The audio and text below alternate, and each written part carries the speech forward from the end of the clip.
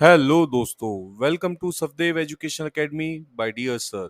Subscribe our channel for more informative videos. नमस्कार दोस्तों। तो कैसे हैं आप लोग। आशा करता हूं आप लोग अच्छे होंगे और स्वस्थ होंगे। तो दोस्तों, आज हम दिल्ली पुलिस कांस्टेबल 2023 में जो वैकेंसी निकली है उसका प्रीवियस ईयर क्वेश्चन पेपर जो कि 3/12/2020 को फर्स्ट शिफ्ट में हुआ था उसके न्यूमेरिकल एबिलिटी के क्वेश्चन करेंगे। चलिए शुरू करते हैं। A car runs for 11 hours. For the first 100 km, the car runs with a certain speed and then it increases its speed by 15 km per hour to cover the remaining 280 km. How much time in hours does it take to cover the first 100 km? तो देखिए friends, एक distance है x से y के बीच में। तो यहाँ है फर्स्ट 100 किलोमीटर और रिमेनिंग है 280 किलोमीटर। तो फर्स्ट 100 किलोमीटर में जो कार की स्पीड है वो s है और रिमेनिंग 280 किलोमीटर में वो स्पीड कितने से बढ़ जाती है 15 किलोमीटर। तो ये हो जाती है s प्लस 15। ठीक है फ्रेंड्स। तो टोटल इसको जो टाइम लग रहा है इस ड्यूरेशन में जो टोटल टाइम लग रहा है वो 11 आवर्स का लग रहा है। तो हमें बताना है कि फर्स्ट 100 किलोमीटर उसने कितने आवर में कंप्लीट किया था। तो देखिए फ्रेंड्स, आपको पता है टाइम क्या होता है, डिस्टेंस अपॉन स्पीड। तो टाइम इज इक्वल टू, इसको अगर मैं जेड मान लूँ, पहला डिस्टेंस क्या है एक्स जेड, वो कुछ स्पीड से कवर किया था।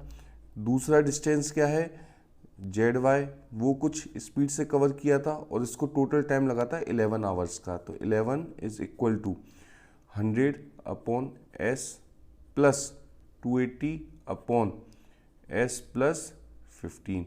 ठीक है फ्रेंड्स, ये क्वेश्चन 1 हो गई। अब हमें बताना है कि कितना टाइम कवर लगेगा इस डिस्टेंस को कवर करने के लिए। ठीक है, तो अगर मैं इसको इक्वेशन को सॉल्व करूंगा तो ये काफ़ी कॉम्प्लेक्स हो जाएगी और हो सकता है हमारा काफ़ी टाइम इसमें ख़राब हो जाए। तो हम इसको ऑप्शन से सॉल्व करेंगे। तो पहला ऑप्शन ले लीजिए, ऑप्शन ए। मान लेते हैं कि ये जो डिस्टेंस है, ये जो पूरा डिस्टेंस है, ये 100 अपॉन एस, ये डिस्टेंस इसने 5 आवर्स में कंप्लीट किया था। तो स्पीड कितनी आ गई, स्पीड आ गई 20 किलोमीटर पर आवर। ठीक है फ्रेंड्स। अब ये 20 है तो रिमेनिंग जो है, रिमेनिंग ये क्या हो जाएगा 280 अपॉन 20 प्लस 15। तो ये हो जाएगा 280 अपॉन 35 और ये आ जाएगा 8। तो टोटल टाइम यहाँ कितना लग रहा है 5 प्लस 8 13, पर हमारा क्या था 11। तो ये जो है 11 से इक्वल नहीं है, ऑप्शन ही हमारा गलत हो जाएगा।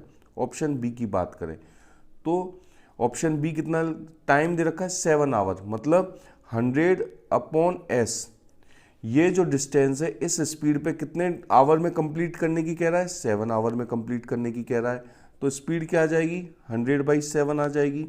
ये क्या आ रही है वैल्यू, पॉइंट्स में आ रही है। चलिए दूसरी वैल्यू 280 अपॉन स्पीड है 100 अपॉन 7 7 प्लस 15।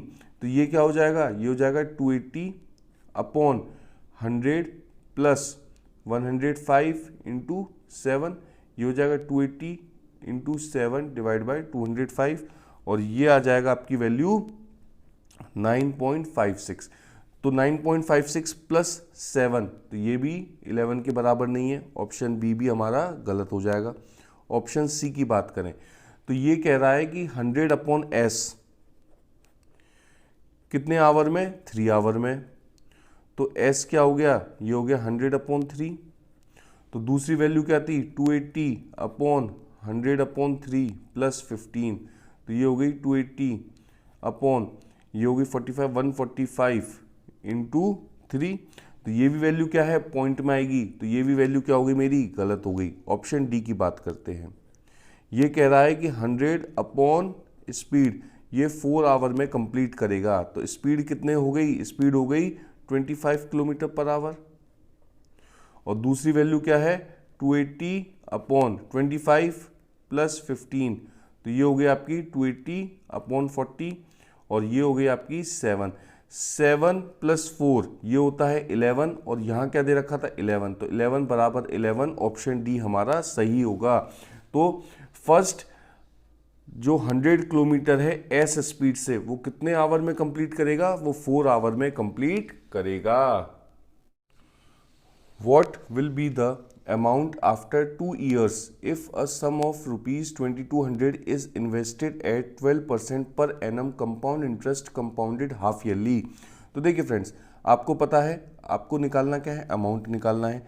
हाफ ईयरली के केस में, अर्धवार्षिक चक्रवृद्धि के केस में फॉर्मूला क्या हो जाता है? प्रिंसिपल 1 प्लस r/2 अपॉन 100 की पावर 2t। प्रिंसिपल क्या है? 2200 रुपये। 1 प्लस r/2 12% है, तो अर्धवार्षिक में क्या हो गया? 6% अपॉन 100। कितने साल के लिए? 2, तो 2 इंटू 2 4। ठीक है फ्रेंड्स, तो ये क्या आ गया? ये आ गया 2200 इंटू 106 अपॉन 100, 100 प्लस 6 106 अपॉन 100 की पावर 4, तो इसको 4 बार मल्टीप्लाई कर दीजिए। 106 अपॉन 100 इंटू 106 अपॉन 100। तो देखिए फ्रेंड्स, ये क्या आ रहा है? ये आ रहा है आपका 53 और ये हो रहा है 50, ये भी 53 और ये हो रहा है 50, ये भी 53 और ये हो रहा है 50। 2 जीरो से 2 जीरो कट गए। आपकी वैल्यू क्या आई? 22 into 106 into 53 into 53 into 53 upon 50, 50 और 50। ठीक है फ्रेंड्स, ये आ गया आपका 11, ये आ गया आपका 25। और बाकी वैल्यू सॉल्व करने पे जो आपका आंसर आ रहा है वो आ रहा है 2777.45 रुपीज़। ऑप्शन सी हमारा सही होगा। In a class, there are 48 students, boys and girls. The average weight of 32 boys in a class is 50.25 kg and that of the girls is 45.15 kg. What is the average weight in kg of the class? तो देखिए friends, sum of weight of 32 boys divided by 32, ये क्या है? Average है। और ये किसके बराबर है? ये है 50.25 के बराबर। तो sum of weight of 32 boys, तो ये कितना हो जाएगा? ये हो जाएगा 50.25 मल्टीप्लाई बाय 32 और ये हो जाएगा 1608। इक्वेशन 1 दे दीजिए। टोटल स्टूडेंट्स कितने थे? 48। 48 में से 32 बॉयज़ हो गए, तो गर्ल्स कितनी बची? 16। तो sum of weight of 16 girls divide by 16, ये किसके बराबर है? 45.15 kg के बराबर। तो sum of weight of 16 girls, ये क्या हो गया? 45.15 इंटू 16 और ये हो जाता है मल्टीप्लाई करने पे 722.4। इक्वेशन 2। अब आते हैं क्लास, पूरी क्लास की बात करते हैं। तो average is equal to sum of, total student कितने हैं? 48। 48 में से 32 बॉयज़ हैं और रिमेनिंग गर्ल्स हैं। Sum of weight of 32 boys plus sum of weight of 16 girls divide by 48। तो sum of weight of 32 boys कितना है? 1608। Sum of weight of 16 girls कितना है? 722.4 डिवाइड बाय 48। तो इसको सॉल्व करने पे जो आपकी वैल्यू आएगी वो आएगी 48.55। ऑप्शन ए हमारा सही होगा। A man decides to pave with square tiles of the same size the floor of his hall which is 4.83 metre long and 5.67 metre wide. What is the side of the largest possible tile in centimetre? तो देखिए friends, एक hall है जिसका size क्या है? ये metre में, मैं इसको सेंटीमीटर में कन्वर्ट करूं तो 567 और 483। अब स्क्वायर टाइल्स लगानी है सेम साइज की, स्क्वायर टाइल्स लगानी है सेम साइज की, तो x मान लीजिए। ठीक है, तो हमें बतानी है कि टाइल की है उसकी एक साइड की लार्जेस्ट पॉसिबल साइड क्या होगी। टाइल की लार्जेस्ट पॉसिबल साइड हमें बतानी है इन सेंटीमीटर। तो देखिए फ्रेंड्स, सबसे पहले एरिया ऑफ फ्लोर देख लीजिए कि एरिया क्या है फ्लोर का। Area of floor is equal to 483 multiply by 567, ये होता है आपका 861 सेंटीमीटर स्क्वायर। ठीक है friends, let the side of tile is x centimetre, तो area of one tile is x square. ठीक है फ्रेंड्स, तो हमें क्या करना है, सबसे पहले हमें 2373861 का फैक्टराइजेशन कर देना है। अगर आप इस फैक्टराइजेशन को नहीं भी करेंगे तो देखिए क्या होगा, ये जो 273861 है, ठीक है, तो जो भी एरिया है फ्लोर का, जो भी एरिया है फ्लोर का, वो किससे डिवाइड होना चाहिए, वो होना चाहिए एरिया ऑफ वन टाइल से। भाई ये क्या है, एरिया ऑफ फ्लोर है आपका 273861, एरिया ऑफ टाइल क्या है एक्स स्क्वायर। ठीक है फ्रेंड्स, तो जब हमारा अगर इससे डिविजिबल होगा तभी तो ये पूरा मैच, परफेक्ट मैच हो पाएगा, पूरे जो एरिया है हॉल का उसमें टाइल लग पाएगी। ठीक है, अगर एक साइड, पहले ऑप्शन तो हम इसको ऑप्शन से करेंगे, तो पहला ऑप्शन है 21 ये क्या है, साइड है, तो 21 स्क्वायर क्या हो गया, ये हो गया आपका 441, और ये किसके बराबर है, एक्स स्क्वायर के बराबर। तो 273861 को अगर मैं 441 से डिवाइड करूं तो बताइए क्या ये परफेक्ट डिवाइड कर पा रहा है। तो देखिए इसका आंसर आता है 621। यस, ये परफेक्ट डिवाइड कर पा रहा है, इसका आंसर ए होगा। ऑप्शन बी की बात करें तो 42 का स्क्वायर, ठीक है, 42 का स्क्वायर, तो 42 का स्क्वायर कितना होता है, 42 का स्क्वायर होता है 1764, तो 273861 डिवाइड बाय 1764 अगर मैं करता हूं तो क्या वैल्यू आती है, तो वैल्यू आती है मेरी 155.25। तो ये क्या आ रही है, पॉइंट में आ रही है, तो ये गलत हो जाएगा। तीसरा ऑप्शन बात करें 27 का स्क्वायर कितना होता है, 27 का स्क्वायर होता है 729, और जब मैं 273861 से 27 के स्क्वायर को डिवाइड करूंगा, ठीक है, 2 ये आ जाएगा 1। ठीक है फ्रेंड्स, तो क्या किया मैंने, 273861 से डिवाइड किया 720, इसकी वैल्यू क्या आ जाएगी, इसकी वैल्यू आएगी 375.66, ये भी गलत हो जाएगा। ऑप्शन डी की बात करें 23 का स्क्वायर, तो फ्रेंड्स 23 का स्क्वायर कितना होता है, ये होता है 529, और जब 273861 से 529 का डिवाइड करेंगे, 273861 से जब 529 का डिवाइड करेंगे तो वैल्यू आती है मेरी 517.69। तो ये सारी वैल्यू पॉइंट्स में आ रही हैं।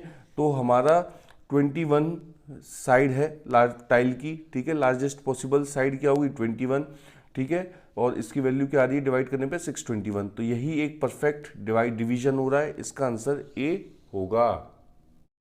A person spends ₹11,000 in buying some cupboards at ₹1,000 each and some chair at ₹300 each. He purchased both the items. What is the ratio of the number of cupboards to that of the chair when the maximum possible number of chair are purchased? सबसे important line क्या है, ये वाली है। ठीक है friends, अब देखो ₹11,000 में उसने क्या क्या खरीदा, कपबोर्ड्स खरीदे प्लस चेयर खरीदी, और इस ₹11,000 में मैक्सिमम पॉसिबल चेयर खरीदनी है, मैक्सिमम पॉसिबल चेयर। ठीक है, तो आप देखो एक चेयर की प्राइस क्या थी, 300 रुपये, एक कपबोर्ड की प्राइस क्या थी, 1000 रुपये। ठीक है, तो अब देखो 300 का मल्टीपल देखते हैं, तो 300 इंटू 30 ये आता है 9000, क्योंकि हमें मैक्सिमम पॉसिबल चेयर देखना है। ठीक है, तो ये क्या आ गया, ये आ गया आपका 9000। ठीक है, और 9000 के बाद बचे कितने, 2000 रुपीज़। उस 2000 रुपीज़ में उसने 2 कपबोर्ड खरीद लिए होंगे, और 9000 में कितनी चेयर खरीदनी होंगी, 30 चेयर। ठीक है, यही मैक्सिमम पॉसिबल आपका 11,000 रुपये की स्पेंडिंग हो पा रही है, क्योंकि 9000 के बाद मान लो उसने 2 चेयर और खरीदी 300 या 3 चेयर और खरीदी कितने की, 300 की, तो ये हो गया 900, ये हो गया आपके पास 9900, और 1000 रुपये का अब वो अगर कपबोर्ड खरीदता है तो बचे कितने, 100 रुपये, तो ये 100 रुपये का वेस्ट हो रहा है। तो उसको maximum possible number of chair खरीदनी है, और इस तरीके से खरीदनी है कि उसके 11,000 रुपये पूरे खर्च हो जाए। तो 30 चेयर ये हो गई, 2 कपबोर्ड ये हो गए। हमें कपबोर्ड और चेयर का रेशियो बताना है। तो कपबोर्ड हुए 2, चेयर है 30, 2/30 होता है 1/15। ऑप्शन बी हमारा सही होगा। Mrs Sharma bought 7.35 meter of fabric for her elder daughter, 6.75 meter for her younger daughter, 8.57 meter for her husband and 7.83 meter for herself. How much dress material did she bought in total? तो देखिए friends, Elder daughter के लिए कितना लेकर आई है? 7.35 metre. Younger daughter के लिए 6.75 metre. Husband के लिए कितना मीटर लाई है? 8.57। और खुद के लिए कितना लेकर आई है? 7.83 मीटर। टोटल इतना मीटर ये फैब्रिक खरीद के लाई है। तो बोल रहा है कि टोटल कितना लाई है, तो ऐड कर दीजिए। 5, 5, 10, 17, 20, 2 कैरी, 10, 15, 15 और 22, 25, 2 कैरी, 7, 6, 13, 13 ये हो गया आपका 21, 21 और 7 होता है आपका 28, 28 और 2 30, तो 30.5। ऑप्शन बी हमारा सही होगा। A person invested 1/3 of his money at 3 1/2%, 1/4 of his money at 7 1/2%, and the remaining at 8% per annum simple interest. If his yearly simple interest is rupees 1,479, then what is the sum invested? देखिए friends, एक व्यक्ति है जो कि पूरी अपनी money का 1/3 जो है वो इस परसेंट पे जमा करता है, 1/4 इस परसेंट पे, और जो बचा हुआ है वो 8% पर एनम पे जमा करता है सिंपल इंटरेस्ट पे। अगर उसको पूरा सबका मिला के सिंपल इंटरेस्ट कितना आ रहा है 1,479, तो हमें बताना है कि उसने कितना मनी इन्वेस्ट किया था। लेट द मनी इन्वेस्टेड, मान लेते हैं कि उसने मनी इन्वेस्ट किया था x रुपीज़, तो x/3 1/3 ऑफ द मनी कितने परसेंट पे? ये कह रहा 7/2% पे। 1/4 ऑफ इस मनी कितने पे? ये किया था 15/2% पे। बचा हुआ, तो बचा हुआ कितना है 5x/12। ये कितने पे किया था? ये किया था 8% पे। ठीक है, तो आपको पता है सिंपल इंटरेस्ट होता है principal into rate of interest into time upon 100। तो ये हो गया आपका सिंपल इंटरेस्ट 1479, प्रिंसिपल हो गया x/3, रेट ऑफ इंटरेस्ट हो गया 7/200, ये 2% है तो 200 इंटू 1, प्लस प्रिंसिपल हो गया x/4, रेट ऑफ इंटरेस्ट हो गया 15/200, ठीक है, इंटू टाइम हो गया 1, प्लस प्रिंसिपल हो गया 5x/12, रेट ऑफ इंटरेस्ट हो गया 8/100 इंटू 1, तो ये हो जाता है 7x/600, ये हो गया 15x/800 और ये हो गया 40x/1200। अगर LCM लेंगे आप 2400 का, तो ये हो जाएगा आपका 28x, ये हो जाएगा 45x और ये हो जाएगा 80x। ये किसके बराबर है? ये है 1479 के बराबर। तो इसको ये ऐड करके हो गया 153x, ठीक है friends, is equal to 1479 into 2400, 1479 into 2400। ये 17 से काटेंगे तो ये आएगा 9 और ये 17 से काटेंगे तो ये आएगा 87, ठीक है। इसको काटेंगे तो ये आएगा 3, इसको काटेंगे तो आएगा 800, ठीक है, और इसको काटेंगे तो ये आएगा 29 इंटू 800, तो x की वैल्यू आ गई हमारी 23,200। ऑप्शन बी हमारा सही होगा। A positive number which when increased by 17 is equal to 84 times the reciprocal of the number is। तो मान लेते हैं पॉजिटिव नंबर क्या है? x है, तो x को जब 17 से इंक्रीज कर दिया जाए तो वो 84 times the reciprocal of the number हो जाता है। तो हमें बताना है कि वो नंबर क्या है। तो देखिए फ्रेंड्स, या तो आप इसको इक्वेशन बना लीजिए। इक्वेशन कैसी बनेगी, x square plus 17x minus 84। ठीक है फ्रेंड्स, या तो आप इक्वेशन बना सकते हैं या फिर आप क्या कर सकते हैं, ऑप्शन से इसको सॉल्व कर सकते हैं। देखिए पहला ऑप्शन की बात करें, ऑप्शन x की वैल्यू क्या है, 4 है, तो यहाँ क्या हो जाएगा 4 प्लस 17 21 हो जाता है। तो क्या 84 बाय 4 21 होता है, तो ये भी क्या होता है 21 हो जाता है। तो ये ऑप्शन मेरा सही है, इसका आंसर ए होगा। चलिए ऑप्शन बी चेक कर लेते हैं। ऑप्शन बी देखिए 5 है, 84 बाय 5, यहाँ क्या करेंगे 5 प्लस 17 तो 22 हो गया, और 84 बाय 5 पॉइंट में आएगा, तो ये गलत हो जाएगा। ऑप्शन सी की बात करें तो 6 प्लस 17 23 होता है, और 84 बाय 6 ये कितना होता है, ये होता है 16, तो ये गलत हो जाएगा। ऑप्शन डी की बात करें तो 3 प्लस 17 3 है ना, 3 प्लस 17 20 होता है, और 84 डिवाइड बाय 3 तो ये होता है 28, तो ये भी गलत होगा। ऑप्शन ए हमारा सही होगा। x की वैल्यू क्या होगी, x की वैल्यू होगी 4। 10 men can finish a piece of work in 10 days, whereas it takes 12 women to finish it in 10 days. If 8 men and 6 women undertake to complete the work, then in how many days will they complete it? देखिए friends, जितना काम 10 days में 10 man कर रहे हैं, उतना ही काम 10 days में कितनी वुमेन कर रही हैं, 12 वुमेन कर रही हैं। ठीक है फ्रेंड्स, तो 10 मैन 12 वुमेन मतलब 5 मैन जो है वो 6 वुमेन के बराबर हैं। ठीक है, अब 8 मैन और 6 वुमेन मिलकर उस काम को कर रही हैं, तो बताना है कितने दिन में वो काम कंप्लीट हो जाएगा।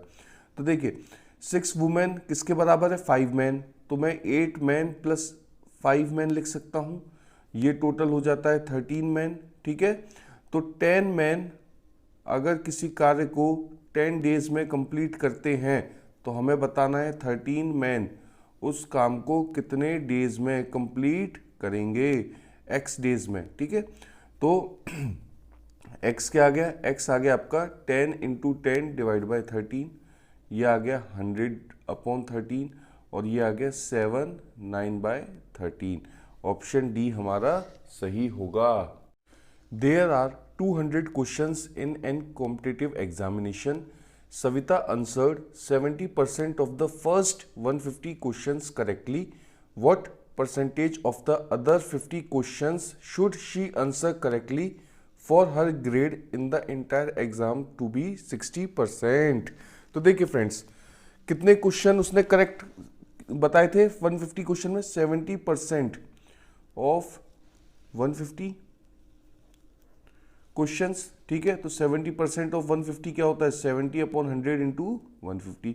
ये हो गया 3, ये हो गया 2, ये हो गया आपका 35, तो ये कितना हो गया टोटल 105। मतलब उसने 105 क्वेश्चंस करेक्ट बताए थे आउट ऑफ 150।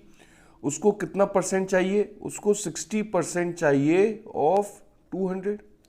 भाई उसको 60% चाहिए 200 क्वेश्चंस में से, तो 60% 200 का होता कितना है, तो 60/100 इंटू 200, तो ये हो गया आपका 2, ये हो गया 120 क्वेश्चन। उसको 120 क्वेश्चन सही बताने हैं, करेक्ट बताने हैं, और उसने कितने करेक्ट बता दिए, 105 150 में से करेक्ट बता दिए। अब उसको 15 क्वेश्चन करेक्ट बताने हैं, कितने में से, उसको 15 क्वेश्चन करेक्ट बताने हैं 50 क्वेश्चन में से। 50 क्वेश्चन का x परसेंटेज जो है वो 15 है। ठीक है, तो x इज इक्वल टू ये आ जाएगा 2, 30% है ना, तो आंसर क्या आएगा 30%। उसे 15 क्वेश्चंस सही करने हैं 50 में से, तो 50 का कितना परसेंटेज 15 होता है, 30%। ऑप्शन ए हमारा सही होगा। An article is sold for ₹796.875 after allowing two successive discounts of 15% and 25%. The cost price of the article is ₹1000 if it is sold at the marked price then what is the gain percentage. तो देखिए friends, यहाँ पे cost price दे रखी है। Cost price क्या है? ₹1000। Let the mark price be 100x, उसको 100x मान लेते हैं। तो पहला डिस्काउंट कितना दिया था? फर्स्ट डिस्काउंट दिया था 15% का, ठीक है। तो marked price after first discount, first discount के बाद मार्क्ड प्राइस क्या थी? ये हो गई आपकी 85, भाई 15% का डिस्काउंट है तो 85% ऑफ 100x, और ये हो जाती है 85x के बराबर, ठीक है फ्रेंड्स। सेकेंड डिस्काउंट कितना दिया था? सेकेंड डिस्काउंट दिया था 25%। तो marked price after second discount ये कितनी थी? अगर 25% का डिस्काउंट है तो 75% पे बेचा होगा, 75% ऑफ 85x, तो ये हो जाता है 75 इंटू 85 अपॉन 100x, ठीक है। ये हुआ 3, ये हुआ 4, तो ये क्या आ गया? 255 अपॉन 4x। अब ये जो 255 अपॉन 4x है, ये जो मार्क्ड प्राइस डिस्काउंट के बाद है, यही क्या हो गई? यही हो गई सेलिंग प्राइस। और ये किसके बराबर हो गई? ये हो गई 796.875 के बराबर, ठीक है फ्रेंड्स। तो x की वैल्यू क्या आ गई? x हो गया 796.875 multiply by 4 divide by 255। Marked price क्या था? 100x था, दोनों साइड 100 को मल्टीप्लाई कर दीजिए, ठीक है। तो ये क्या वैल्यू आ गई? 100 और ये और मल्टीप्लाई बाय ये 4 5 20 और 57831 अपॉन 255, ये वैल्यू आ गई। 5 से कट कर दीजिए तो ये आ जाएगा 51 और ये आ जाएगा 6 3 37 का 7 25 का 5 0, और इसको सॉल्व करने पे आपकी वैल्यू आ रही है 1250, ठीक है फ्रेंड्स। तो ये 1250 क्या है? ये मार्क्ड प्राइस है, और वो कह रहा है if it is sold at the marked price, अगर वो मार्क्ड प्राइस पे उसको बेच रहा है तो 1250, कॉस्ट प्राइस थी उसकी 1000, तो आपको पता है विक्रय मूल्य क्या होता है? 100 plus p percentage upon 100 multiply by cost price. विक्रय मूल्य 1250 is equal to 100 plus p percentage upon 100 into क्रय मूल्य 1000, 2 जीरो ये कट गए, 1 जीरो से 1 जीरो, 125 माइनस 100, तो p परसेंटेज आ गया आपका 25%। ऑप्शन डी हमारा सही होगा। A 5 meter deep cylindrical pit having a radius of 1.4 meter is dug in a field. The earth so dug out is used to raise a platform of 10 meter into 8 meter. What is the height of the platform in centimeter? तो एक cylindrical पिट है जिसकी depth है 5 metre और radius है, ये तो depth हो गई 5 मीटर, और रेडियस कितना दे रखा है? रेडियस दे रखा है 1.4 मीटर। इसको अर्थ में डग कर दिया, तो जितनी मिट्टी उसमें से निकली वो उसको कहाँ यूज़ किया? एक प्लेटफॉर्म बनाने के लिए। उसका साइज क्या था? 10 मीटर और 8 मीटर, ठीक है फ्रेंड्स। तो देखिए जितना वॉल्यूम इसमें लगा होगा उतना ही वॉल्यूम इसका निकालना पड़ा होगा, तभी तो अर्थ में डग घुसाया होगा। तो volume of cylinder is equal to volume of cube. भाई ये तो आपकी लेंथ और विड्थ है, इसका एक हाइट भी तो होगी, क्यूब की कोई हाइट भी तो होगी। तो वॉल्यूम ऑफ सिलेंडर क्या होता है? Pi r square h. Volume of cube क्या होता है? Length into width into height. ये हमने कैपिटल से ले ली, ठीक है फ्रेंड्स। तो पाई क्या है? 22/7। आर क्या है? 1.4 का स्क्वायर, तो इसको 1.4 1.4। h क्या है 5 है, लेंथ क्या है 10 इंटू 8 इंटू एच। ठीक है, तो यहाँ क्या कर सकते हैं, h इज इक्वल टू 22/7, 1.4 की जगह 14 लिख सकते हैं, divide by 10 into 5 into 1/10 into 8। ठीक है फ्रेंड्स, अब देखो ये आ गया 2, ये आ गया 5 से 5 कैंसिल हो गया, ये आ गया 5, ये आ गया 7। ठीक है, और ये आ गया आपका 5, ये आ गया 11। तो यहाँ क्या बचा, height is equal to 11 into 7 divide by, ये क्या आ गया 5 इंटू 8। हमें निकालना किस में है, हमें सेंटीमीटर में निकालना है। तो आपको पता है 1 मीटर में 100 सेंटीमीटर होते हैं, तो यहाँ 100 का मल्टीप्लाई कर दीजिए, ये आ जाएगा 20, ये आ जाएगा 4 और ये आ जाएगा 2। तो 77/2, तो ये आ जाएगा 38.5 सेंटीमीटर। ऑप्शन ए हमारा सही होगा। The salary of a typist was at first raised by 20% and then it was reduced by 5%. He presently draws rupees 17,100. What was his original salary? तो इसमें क्या दे रखा है, इसमें दे रखा है कि एक टाइपिस्ट है जिसकी सैलरी पहले कितनी इंक्रीज हुई 20% और फिर उसके बाद रिड्यूस कितनी हुई 5%। करेंटली उसकी सैलरी है 17,100 रुपये। तो हमें बताना है कि उसकी ओरिजिनल सैलरी क्या थी। तो मान लेते हैं let salary was initially be 100x। ठीक है, तो सैलरी कितनी इंक्रीज हुई 20%, सैलरी इंक्रीज्ड, तो 20% ऑफ 100x, तो ये हो गया 20x। ठीक है फ्रेंड्स, तो सैलरी इंक्रीज होने के बाद कितनी टोटल हो गई, टोटल सैलरी आफ्टर रेजिंग 20%, तो ये क्या हो गई 100x प्लस 20x, तो ये हो गई आपकी 120x। ठीक है फ्रेंड्स, अब सैलरी रिड्यूस कितनी हुई, सैलरी रिड्यूस्ड, तो ये हुई 5% ऑफ 120x, ये आ जाएगा 6, ये आ जाएगा 5, 5 से 5 कट गया, ये आ गया 6x। तो टोटल सैलरी आफ्टर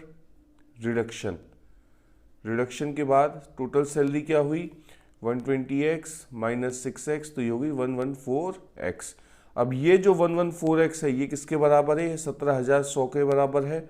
तो x की वैल्यू क्या होगी, x होगा 17,100 डिवाइड बाय 114, और इनिशियली सैलरी क्या थी 100x। तो अगर मैं 100 का यहाँ मल्टीप्लाई कर दूँ तो 100 का यहाँ मल्टीप्लाई कर दूंगा। ठीक है फ्रेंड्स, तो देखो ये आ गया 50, ये आ गया 50, ये आ गया 57। ठीक है फ्रेंड्स, और 57 को अगर मैं इससे डिवाइड करूं तो ये आ जाएगा आपका 300। तो 300 इंटू 50 ये हो जाता है 15,000।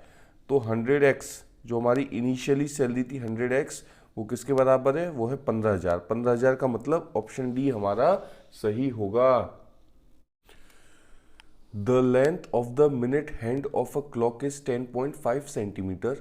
What is the area in centimeter square swept by the minute hand in 10 minutes? तो देखिए फ्रेंड, एक क्लॉक है, इसमें एक मिनट हैंड है। ठीक है, तो हमें बताना है कि 10 मिनट्स में ये कितना एरिया कवर करेगी। तो मान लीजिए ये 0 है और ये 10 मिनट है, तो हमें ये एरिया पूरा एरिया बताना है, ये पूरा एरिया बताना है, इतना पूरा एरिया बताना है। ठीक है फ्रेंड्स, तो देखिए आपको पता है ए कंप्लीट रिवॉल्यूशन, 1 कंप्लीट रिवॉल्यूशन कितने डिग्री का होता है? 360 डिग्री का होता है। ठीक है फ्रेंड्स, इस 360 डिग्री में कितने मिनट होते हैं? 60 मिनट। तो 60 मिनट में 360 डिग्री होता है। तो 10 मिनट में कितना होता है? 10 मिनट में होता है 360 डिवाइड बाय 6, तो ये हो गया 60 डिग्री। तो ये कितना है? 10 मिनट 60 डिग्री के बराबर है। ठीक है फ्रेंड्स, अब अगर मैं देखूं तो 10 मिनट क्या है? 1/6 ऑफ, ये है ना 360/6, तो ये क्या है? 1/6 ऑफ कंप्लीट रिवॉल्यूशन। ठीक है, ये जो कंप्लीट रोटेशन हो रहा है इसका क्या है? 1/6 है। ठीक है, तो एरिया ऑफ सर्कल क्या होता है? एरिया ऑफ सर्कल, या कहो तो एरिया ऑफ आर्क, है ना। इस सर्कल की जगह आर्क लिख लेते हैं। तो आर्क क्या हो गया? हमें ये एरिया बताना है, तो पूरा जो सर्कल का एरिया होगा उसका 1/6 कर देंगे तो ये आर्क निकल आएगा। ठीक है, तो 1/6 ऑफ पाई आर स्क्वायर, तो 1/6 पाई, पाई क्या है? 22/7। आर क्या है? आर वही होगा जो लेंथ ऑफ मिनट हैंड है। ठीक है, तो वो कितना दे रखा है? 10.5 सेंटीमीटर का स्क्वायर। ये हो गया 1/6 इंटू 22/7 इंटू 10.5 की जगह 105/10 इंटू 105/10। ये कट जाएगा आपका, ये आ जाएगा 15, ये आ जाएगा 21, ये आ जाएगा 2, ये आ जाएगा 3, ये आ जाएगा 2, ये आ जाएगा आपका 2, और ये आ जाएगा आपका 11। तो यहाँ क्या आ गया? ये आ गया 21 इंटू 11 अपॉन 2 इंटू 2, तो ये आ जाएगा सॉल्व करने पे 57.75। ऑप्शन डी हमारा सही होगा। For more videos, like, share, subscribe our channel. Thank you.